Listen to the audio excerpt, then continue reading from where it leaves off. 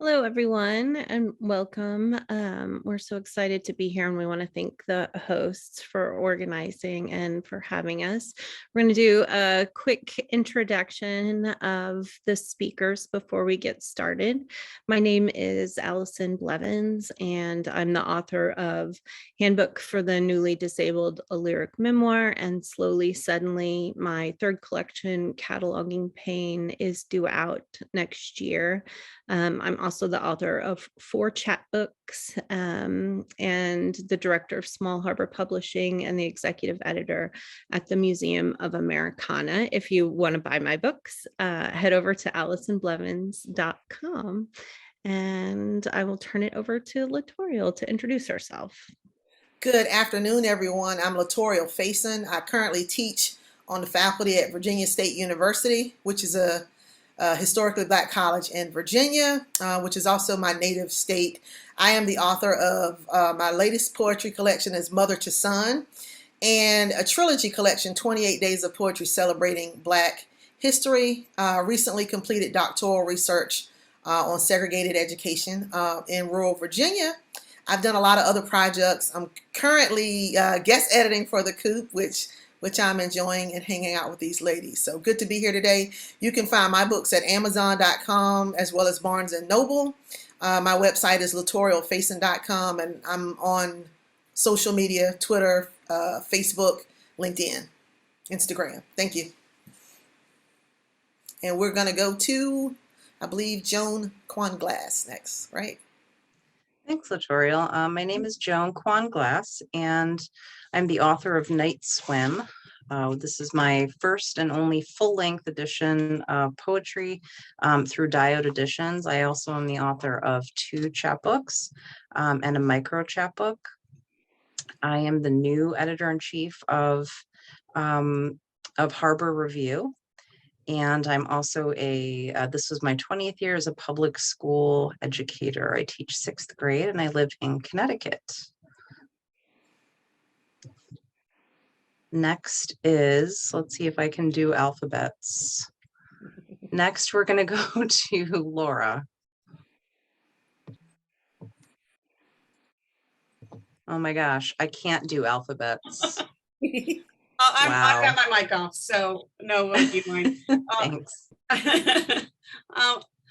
I'm Laura Lee Washburn, and I am a native Virginian displaced to Kansas for the past few decades.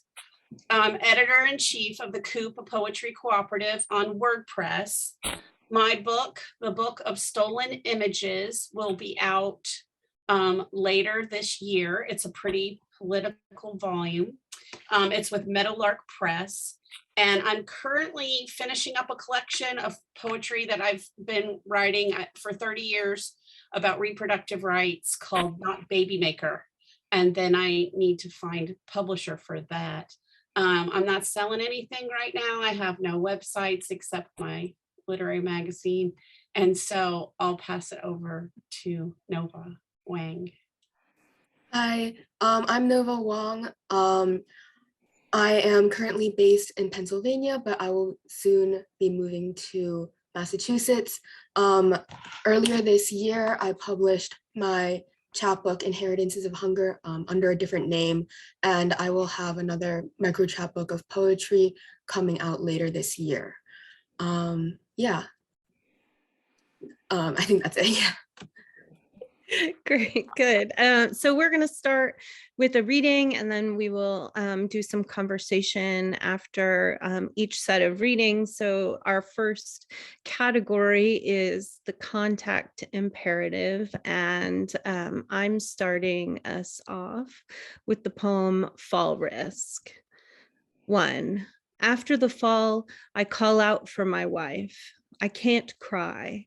I can't feel pain now. I call out for my wife, where my breasts and belly hang like some white, unimaginable fruit, inedible and overripe. I call out because I can't rise from my hands and knees until some witness lifts me onto my feet. I won't cry or feel until she is here with her arms around me. Shame is the pain I was waiting for. Wet and drooping, I've ruined sex night. I sob onto her shoulder. When I hobble from the bathroom, she is ordering a shower aid from the medical supply store. 2, I want to fall, to watch your body bend, pick me up, feel your bicep on my back, but you already cleaned the house today. I want to ask you to touch me, but it is Wednesday, shot day, and you've already loaded the injector, swiped in outward concentric circles, pinched my stretched and marked skin between your thumb and forefinger. I want to fall less in love with you. No woman should have to expose herself to a lover's hands touching like this, but desire vibrates from every green-black circle on my body. Thank you. Well, I was going to talk a little bit about my poem before I read it because I jump all over the place in my poems. And this one is called Self-Portrait in First Grade. And I thought that it really was about identity and culture and sort of renegotiating my history. The category is the contact imperative, which comes from Alicia Oestreicher's The Nerves of a Midwife, Contemporary American Women's Poetry that she wrote in 1977. And part of the contact imperative, which she said, I don't have a better word for this, is about how many times people, women specifically, she says, feel that hierarchies of oppression are intolerable because they have intense cravings for unity, for intimacy. And so in this poem, I'm talking about being in kindergarten or first grade. And I remember being in reading group the very first day we were going to read. I was excited to learn to read. I didn't know how to read. They put us in a circle and they gave us a book and they said, okay, who wants to start reading? And we all just sat there and stared. We didn't know the first word. And the first word was I. And that's the ending of my poem is that word I. But that was also my first time to feel embarrassed and stupid in school because I couldn't say read I. All the rest of the reading groups got right, but they heard us. So anyway, so the poem deals with that nervousness. It also deals with growing up as this kid who looked like what I think a lot of people think America wants kids to look like. Blonde, blue-eyed. I was pretty cute. I'm talking about when I was 5. And and what does that mean? Like how people saw me versus how I see myself. And there's one image in the poem of when I was in kindergarten. We did a pageant of Alice in Wonderland. And basically, if you were in kindergartner, you were all green. My mom had to dye my kids green. And we stood in a line, a curly line, and we were a caterpillar. So there's this I becoming a we in the poem. So I think that's all you need to know, but probably it's not. Self-portrait in first grade. Lucky child, we have been dreams together with eyes bright as birthstone sapphires. When we clasped hands in the white muff, the rabbit's fur sold us on pleasure. I was like nothing that I would ever be again. The caterpillar I portrayed in kindergarten in dyed green keds was going to transform into a bookish woman. At least that segment connected to my feet. I know some legs and arm went military or complacent, took drugs, cancer died, built machines. We were the child the neighbors came to take pictures of at the bus stop, blonde-eyed and blue, or however that goes, perfected in purple gingham like any mother's favorite doll. Did I mention patent leather? This isn't a brag. The hair and eyes, the dress, the absolute black shoes are symbols. Was I even there to wear them? Imagine being welcomed like that child. Imagine her fear of entering the yellow bus alone. Imagine the flash of the portrait, the not yellow of her teeth, the blue bus number pinned to the frilled pinafore. I would like human frailty to amuse me. I would like to stop her constant disappointment. I am like the dog who can't stop biting the flea, the one who bleeds from the actions of its own teeth and nails. The child is going to the halls where one boy always gets in trouble, where the teachers rip off his cap to find his father shaved him bald, where skin colors don't match and hair doesn't all hang straight, where she finds meannesses are cultivated, where she learns to read the first word, where in small chairs they strain to say it, I.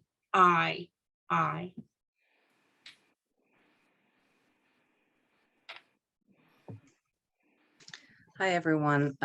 This poem is called Pantoum for My Father, and it's the only pantoum I've ever been able to write.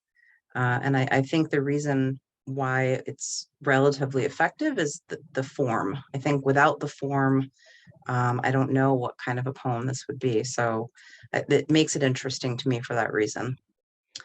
Pantoum for My Father.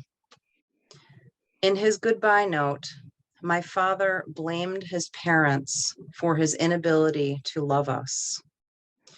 At his bump shop on 14 Mile Road, he lowered cars on a platform. I loved to watch their steel bodies, dented or cracked, disappear, the shaft where the platform had been. At his bump shop on 14 Mile Road, he lowered cars on a platform.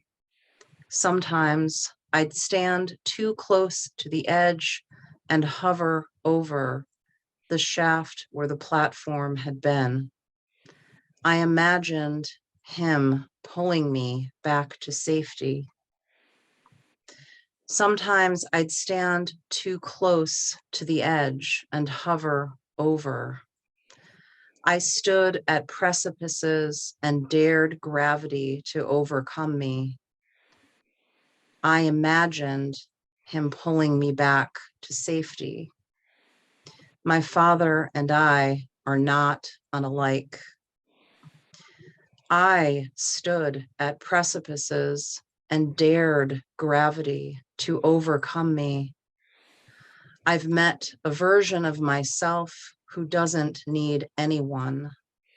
My father and I are not unlike. In his goodbye note, my father blamed his parents for his inability to love us. That appeared in Kissing Dynamite.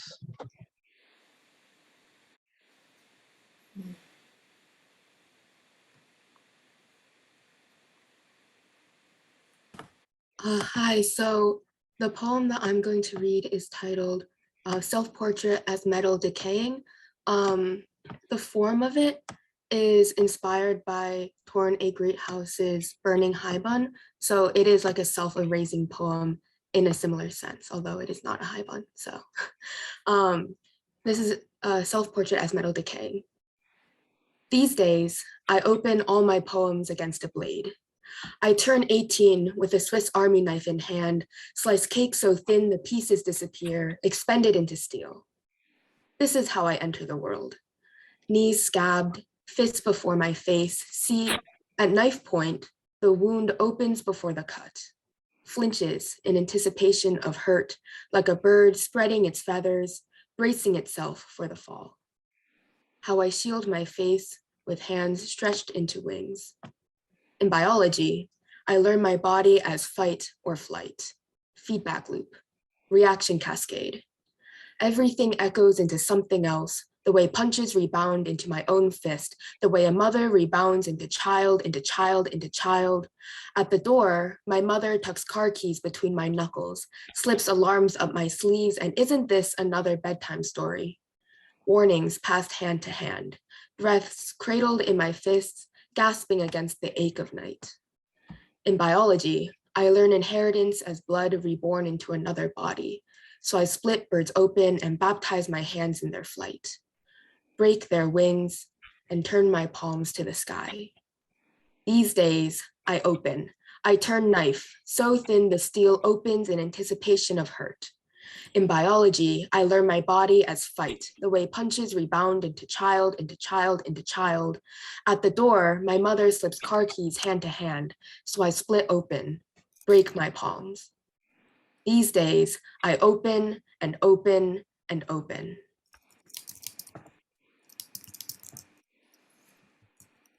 All right, so my question is for all of us, and it's not so much a question as an observation, and I just want to know why it feels like women, I don't want to say are more capable, but seem to use this like reclamation of female experiences and putting that front and center to make more global connections in our writing, and use that as a technique for writing poetry as memoir. So I'm just open it up to discussion about what do you think about reclaiming female experiences and putting those front and center in your writing?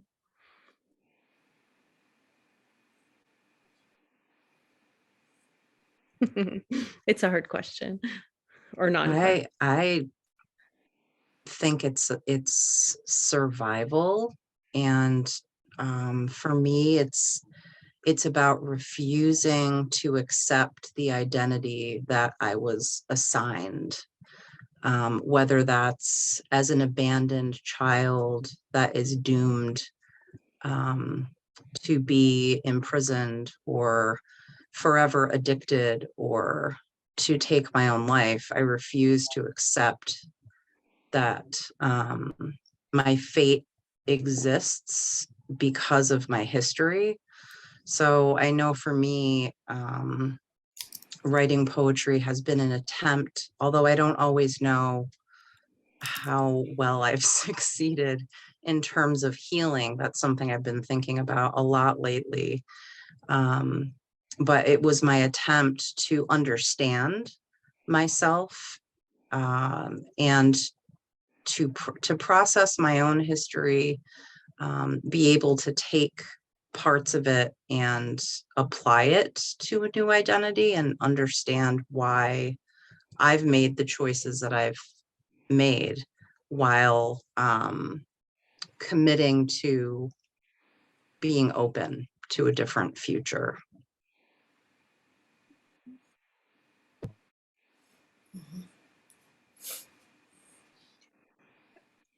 I also wonder if, I use the word female experiences, and then I almost want it to be like to snatch it back and to say like our experiences are universal. And it feels like in writing poetry as memoir, that is one thing that I feel compelled to do and say that, I'm not a lady writer. These aren't lady experiences.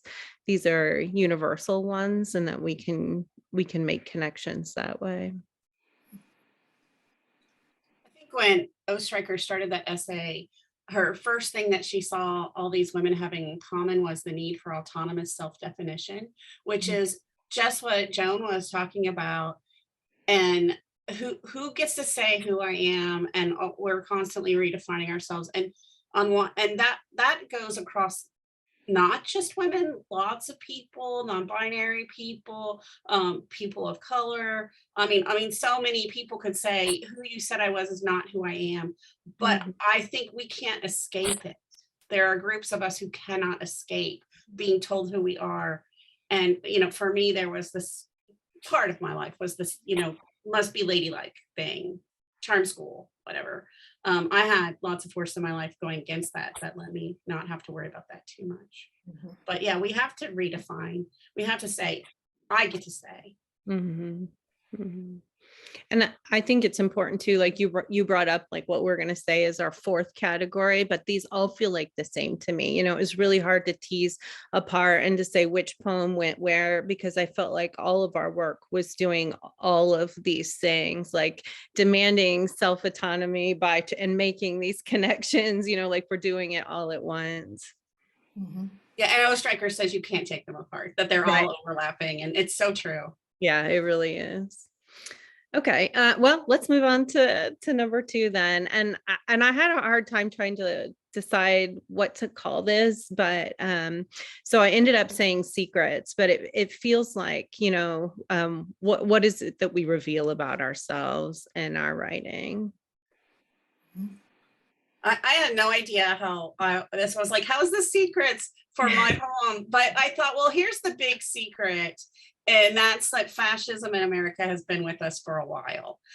So this poem, Peace and Reckoning, I wrote it after, in 2011, the former poet laureate of the United States and a professor, Robert Haas, was beaten about the ribs by campus police. You remember that image maybe of the protesters just sitting cross-legged and the officer just spraying the pepper spray right in their throats.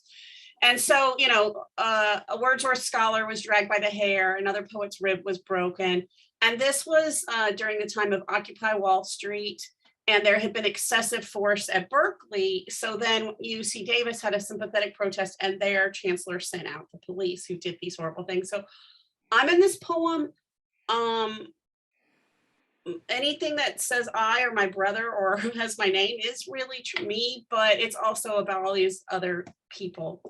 And I'm gonna just read 2 sections out of the 3. Peace and Reckoning. 1, of whom to beware. Every English teacher has a brother with a gun. Somebody who likes to go out Thanksgiving for a duck. The teachers sit home with red pens, or so you would suppose. They're planning the future, looking for odd Oxford commas.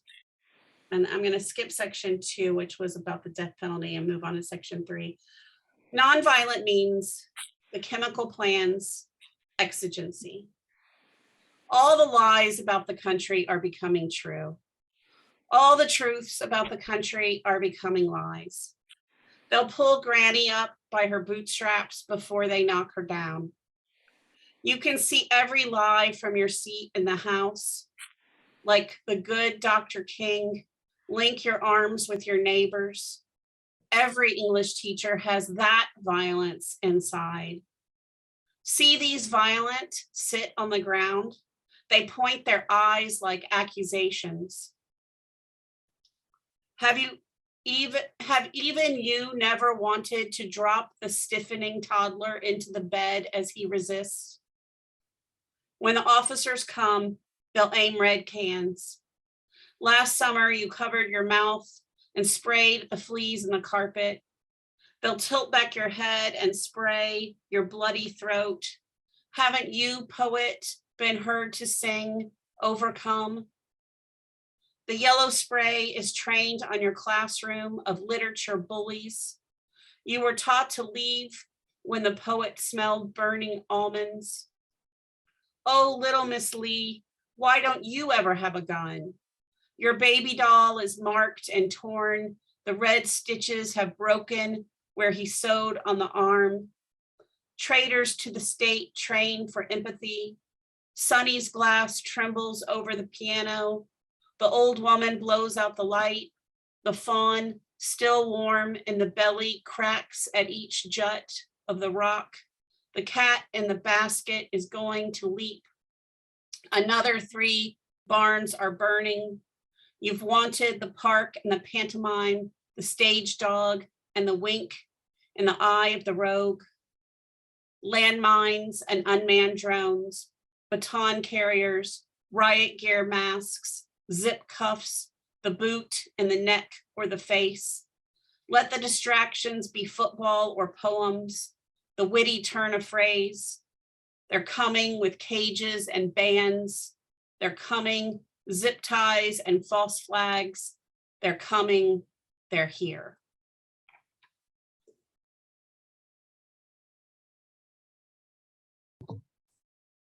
Wow.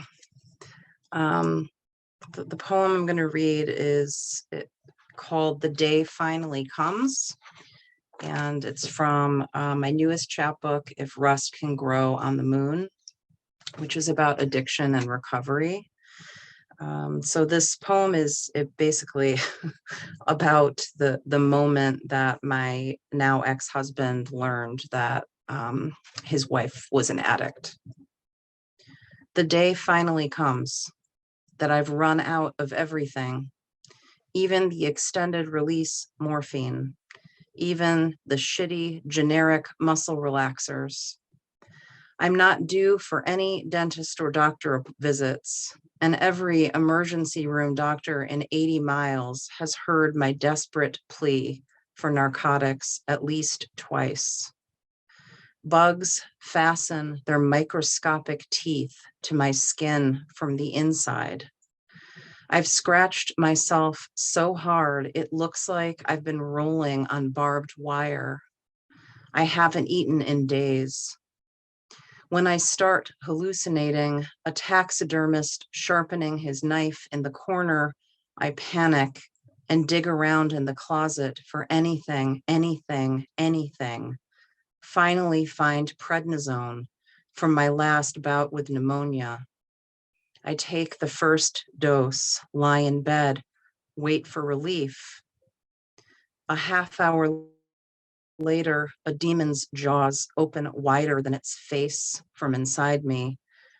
Within it, the dynamic pressure of an atom bomb about to alter the world's landscape.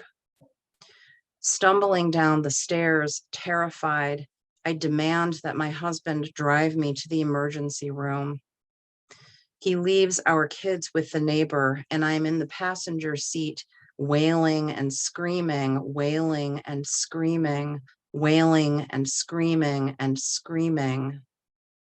From this point on, I rely on my husband's version of events.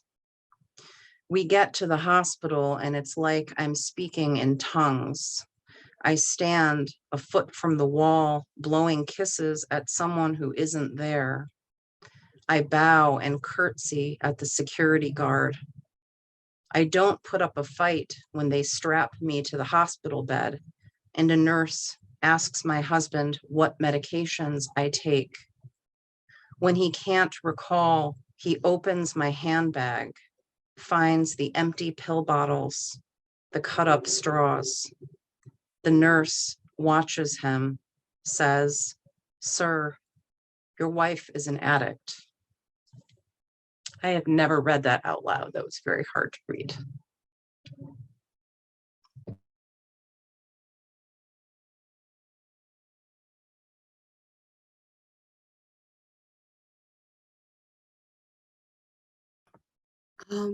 I believe mine is next. So the poem that I'll be reading is titled "My Neighbors Make a Ghost." And it's a bleeding title, so I'll just read it again. But my neighbors make a ghost out of chicken wire and stand her in the yard, even though it isn't Halloween and branches still quiver with leaves. When I touch her, my fingers prick along the hem, raw wire biting to blood. This man-made haunt, empty skirt holding a woman in place of a bird. At night, her limbs silver under street lamps, needling into light and suturing the dark with steel. How many stitches make a girl? How many pieces molded by foreign hands, calluses pressed palm to palm, the way I hold pins between my teeth, never knowing where to sew. A beast only arises from its parts, sublime until they warp. Any chimera is regal if you turn a certain way. Even Medusa was beautiful once, before the sea, snake, stone, immortalized by another man's crime, yard filled with evidence of hurt. Manufactured monster, born by myth and raised by human hands. How pliant are nails buckling against teeth, story inseparable from skin. Look, I keep wasting my years on rage. But who will I be when the knife falls? When all I have are my ordinary ghosts, so solid, so permeable in the light. And that was published in Narrative earlier this year. Great. I'm going to be reading a poem titled "Mama Was a Negro Spiritual." And I guess the tradition that I'm reading it in, one of my favorite Black or of color memoirists is an African-American woman who also has West Caribbean roots named Itabari and Jerry. And when she published her book entitled Every Goodbye Ain't Gone, what the New York Times said about her book was, when Ralph Ellison wrote about Black invisibility in white America, he created a metaphor that would endure. So in most of what I write, I'm writing, I was thinking about what Laura was thinking about saying earlier about self-autonomy and identity and living in these spaces where we're defined. But what I'm doing in Mama Was a Negro Spiritual is sort of bringing an invisibility from my African-American Southern roots. Basically, this poem is the poem that I wanted to write in 2008 at the death of my grandmother who raised me. She passed away at 76 years old, pancreatic cancer, gone within 3 months. Very devastating. This poem would come to pass probably 3 to 5 years later. And it was the winner of the Tom Howard Award. So this is Mama Was a Negro Spiritual. She was a good night prayer, a moon that shined down on me through my bedroom window. She was the alphabet, a Sunday school verse, a third Sunday gospel song to rehearse, a mostly misunderstood exchange of power, responsibility, and commands.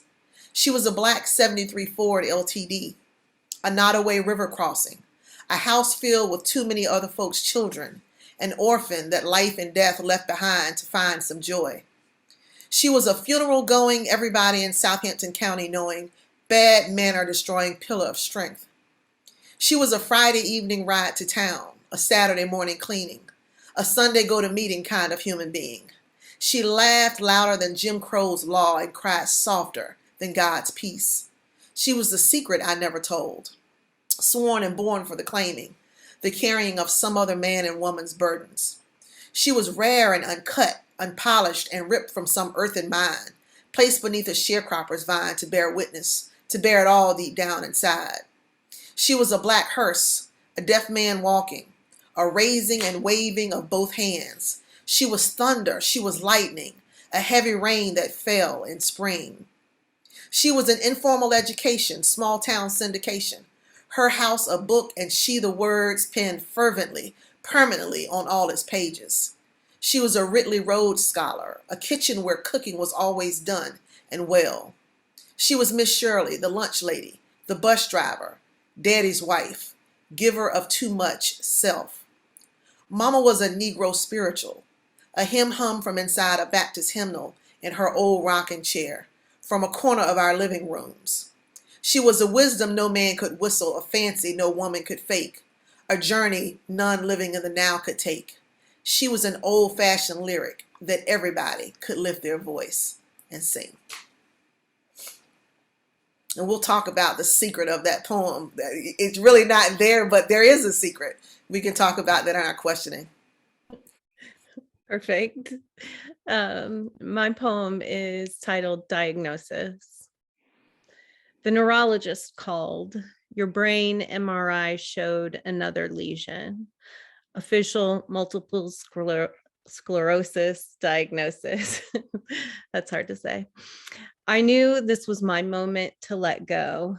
I read the MRI report, T1 hypotense lesion, called black holes in some medical journals. My paralysis, lesions, spinal tap, no longer historical, like something I read about once in a now shelved textbook. 2 weeks before the call, we decided to get pregnant again. We felt safe. 3 embryos frozen and waiting. You have to decide, pregnancy or try a new medication. Does it make sense to say I lost a child the day we signed the fertility clinic papers? The pain scale is no longer body or nerves, my locking hips, my tightening calf. Pain is memory. Pain is how my children used to run their bodies full speed into my body, the shush of an elliptical machine that night we fucked on the living room floor of our first house. Those who know better want me to measure, but pain finds new ways to pain. How to rate that the night cold now feels like wet drips on my legs and ankles. Rate how somewhere in a New York clinic, 3 pieces of us have been tossed into an incinerator. So my question is for Joan, but we can all discuss this. And the question is, what part of your history do you still want to write about that you haven't found a way yet to access? So funny, I came up with this question, but I didn't prepare an answer. I actually don't know if there's something about my history that I haven't tapped. There probably is, but I don't know what it is. Instead, I want to talk for a second about what I'm struggling to write, which is now that I've written, I like to say I've written all the sad poems, now that I feel like I've written all the sad poems, how do I write something else? How do I write where I am now, which is very much in a transition emotionally? How do I write? It's weird. The moments when I feel joy, I find myself pushing them away after some really significant loss. And so how do I, instead of running from that, sit with it, expand it, look for ways to have it come back, and then write about that. So that's my answer to that. I'm sure there's plenty of pain in the past that I haven't gotten to yet, but I feel like something else needs to come first before I can get back to that. I'm going to say as an African American woman, and, we're talking women narratives here, just teaching for the last 20 years and reading and researching. Personally, I come into this with sort of that legacy of these heavy writers behind me who broke into this African American literary canon with no place, basically having to create space, from slave narrative to Reconstruction to the Harlem Renaissance. And so I've always felt that I'm kind of a part of this tradition. And so it's hard for me not to write about African American female things. So in terms of your question, Alison, what pieces of history do we want to write about?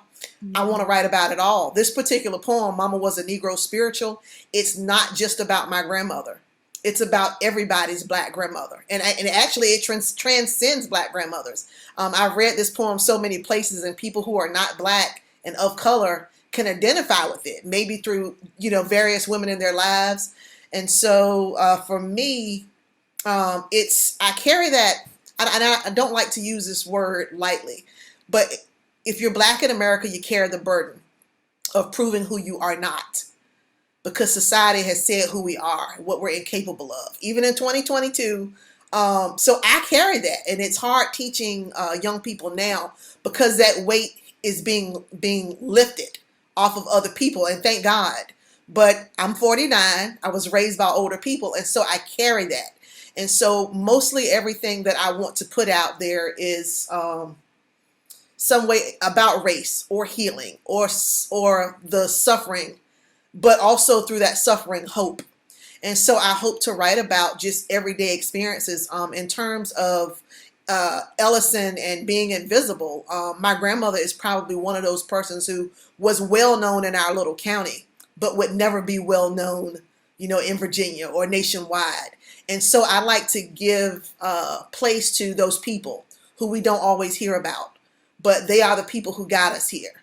We have a couple of slave narratives that we actually read, but there were a lot of other people out there doing what Phyllis Wheatley and Equiano were doing, or Washington and Du Bois, even today. And so we have like these issues today that plague Black community. And we're so busy. Everybody's trying to find out who they are, and who we are is layered. It's just layered. But for me, African American is first, woman is next. And that's even crazy that I even say that I'm a woman after being African American, but that is how I categorize it. I feel like I have to be Black before I can be anything else, and I have to represent that. I don't know that my children feel that way. I've tried to pass that on. Coming out of that, we got to be 200% better.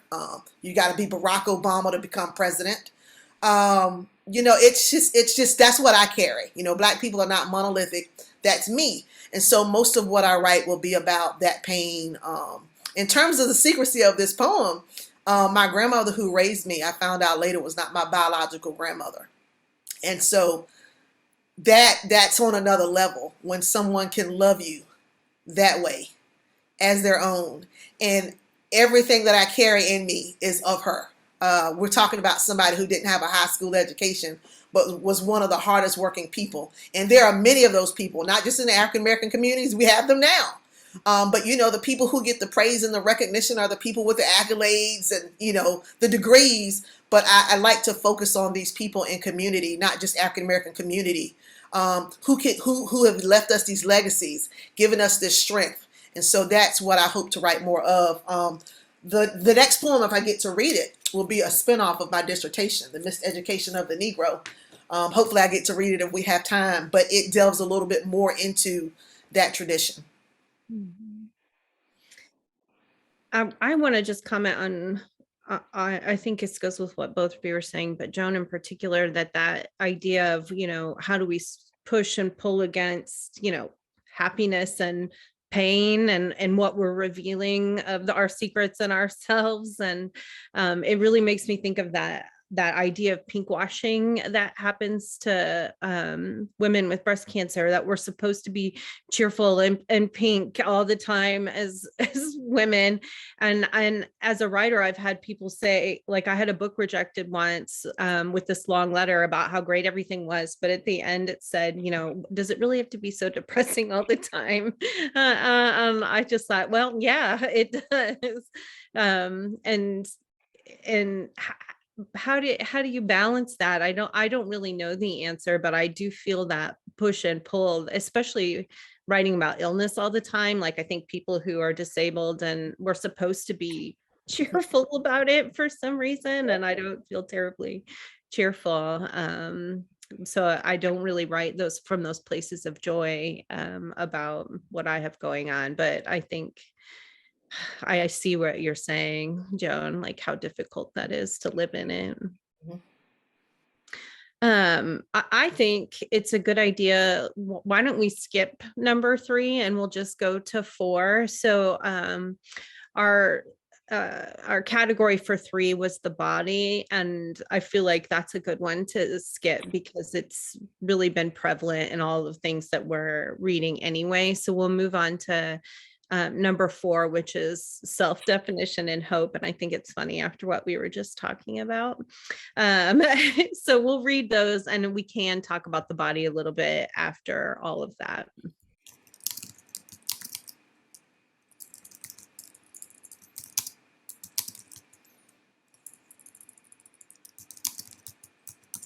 And I think Latorial, you're first in that. Oh, I'm first? Okay. Yeah. Wow. Well, I'm going to jump right in with this poem. Let me just talk about it. So I've been working on a dissertation for the last couple of years. And, you just heard Mama was a Negro spiritual, who's also the reason that I come to this research. My grandmother was a cook in the Negro high school that was just about a mile from my house. And integration happened in 1970. But the thing that drew me to the research was that everyone who had gone to this Black high school, I thought they looked differently, acted differently, they carried themselves differently. And so when I ended up in graduate school, I wanted to do research on that. So here's the poem. The poem ended up being poetic analysis as part of my chapter 4 and 5 in the dissertation, but it's titled Segregated but Educated. Currently non-published, but I'm hoping to do an entire collection on these. I interviewed 16 people for the project. It seemed that everyone I knew had walked the halls of Riverview.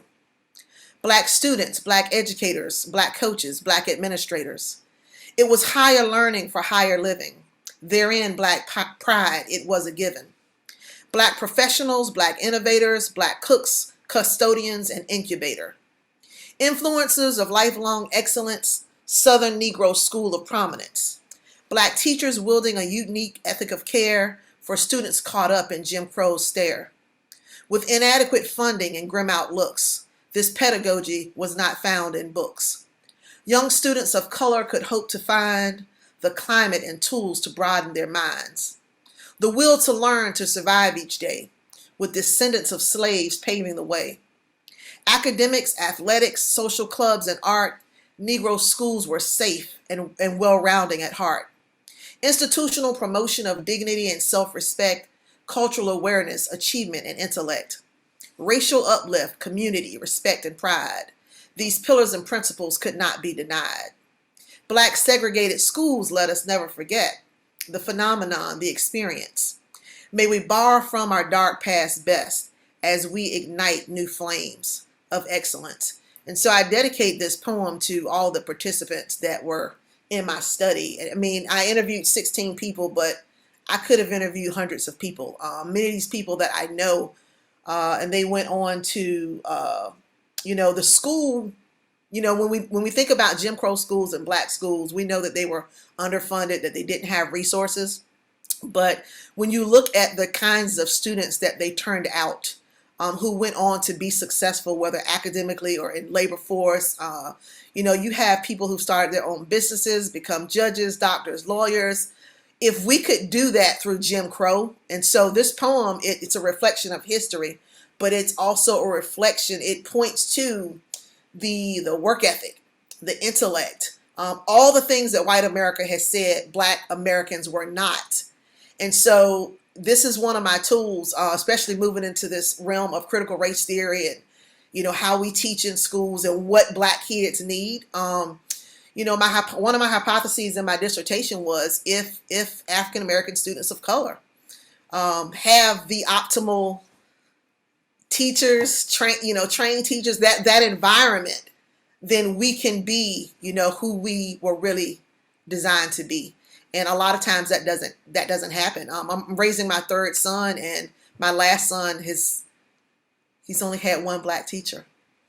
The white teachers have been great, but there's something I think that Black children need from, there's just like I can't even explain it. I just can't explain it, but that's what this poem is about. Segregated, but educated nonetheless. And if we could do so much then with little, what could we do now if we embraced and harnessed what was going on in the 60s and 50s? Yeah. Thank you so much for reading that. I just wanted to say that was really great. But the poem that I will be reading is titled Absidarian Under Aquarium Lights.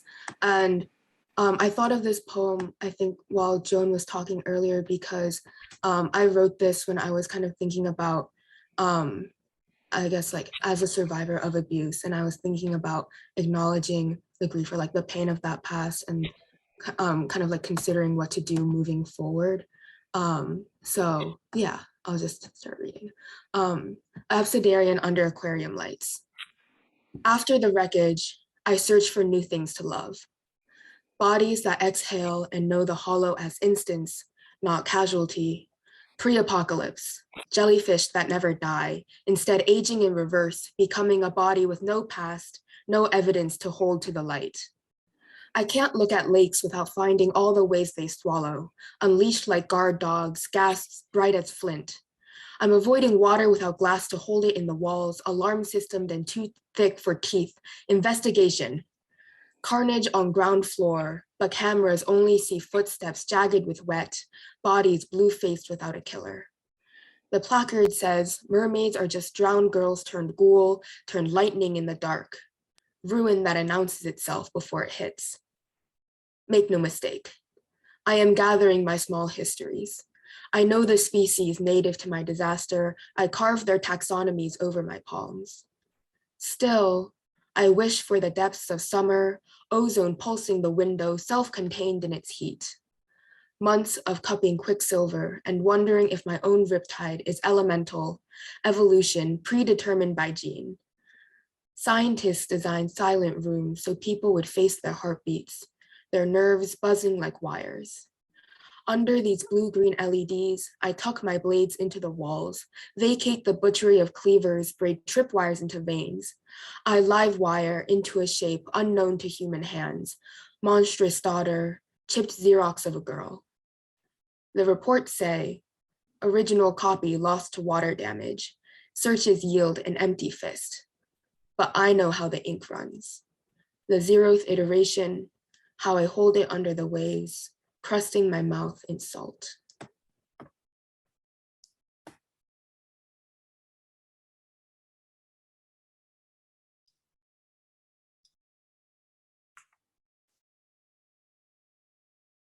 I've taken away my video because my poem is ekphrastic.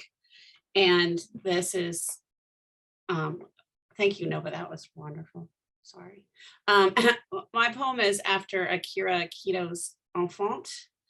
And I went to the gallery. There was Elizabeth Dodd was doing a writing exercise with us, and she said, you know, go write, I guess. I don't remember what she said, but I looked at this and I thought, okay, this is me this morning, because I was mad at my husband because his short-term memory loss, and he was cutting down plants he shouldn't cut down. And so this is, you know, just back to that same question of like, who am I? And I'm getting angry, and you're not supposed to be angry at somebody who maybe can't help it. But then there's also that part of them who maybe didn't listen before sometimes. And anyway, so as usual in my poems, it's not going to stick just with the self, but there's this whole passage somehow where this former president that has all these terrible things he said, and those words come in there too. And then there's also a little hope in there, because I look around the gallery and I see some other stuff, and I know there are other worlds possible. But the self scribbled, when I was a child, I stomped and my dark eyes ranted.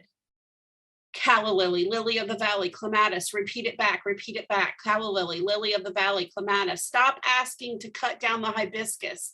I know you will chop the mimosa. Calla lily, lily of the valley, clematis. Just the grass near the fence, cut only the grass near the fence. Stop asking about the hibiscus. My dark eyes were round as my cheeks and chin. My round eyes were dark ink. I was showing all my teeth and trying not to throw my thatched basket. When I was a child, it was this morning, 53 and 4 days, and my clavicle into my neck muscle ached. I shook the things in my hand. Calla lily, I threw the butter knife. Clematis. I drove to the parking lot. I parked. Sunday, lot empty, I cried. Yesterday, I read, if words control you. I read, true power breathes past their words. For example, grabbed her by the moved on her piece of grab them by the dropping to your knees coming out of her when you're a star inside and out, fat ass, absolutely bleeding dog pussy piece of, but I really don't care. Do you? When I was a cartoon monster child, I was 53. I should have been a judge. I was controlled by words. You couldn't remember calla lily. You couldn't remember hibiscus, lily of the valley, clematis. In fairness, you never knew those plants. I was a cartoon black ink lithograph, Akira Kito monster child. I was moving toward abstraction. I didn't want you dead. You were moving toward abstraction. When I was a monster child, I was yesterday, 1969, 1978, 1980 through the present, years of my dark eyes screaming words, not strong, because I felt all the meanings. Somewhere, an itinerant donkey played violin, and somewhere goat clown and check pants fluted, and somewhere you slept with a dog in a crate on the bed, and the embroideries grew up my tight jeans, and the pelican of my soul watched. Alternative worlds might exist. It's like Akira Kito was writing with that kind of roller ink pen, so much extra ink marks, and he drew me like that, cross-hatching me, teeth, mouth, kind of scribbling me fast into a cage dress, girl monster, dark eye nostril, flare, and I woke like this, and ready, so ready, every wound an incentive and a flag to the word.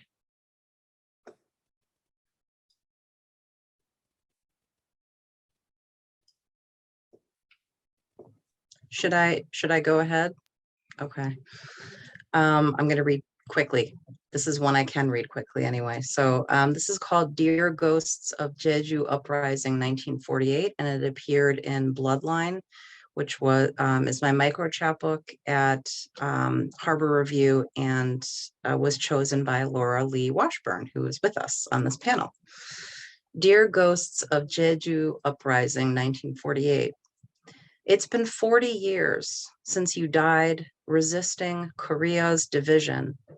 I am spending one summer here on the island with my grandmother, where tobacco chewing ajushi sell red bean popsicles and melon ice cream beneath hagul trees. I wander the beaches where since the Dark Ages, pearl divers have held their breath and submerged themselves in the Pacific, retrieved what they found to sell or eat to keep their families alive.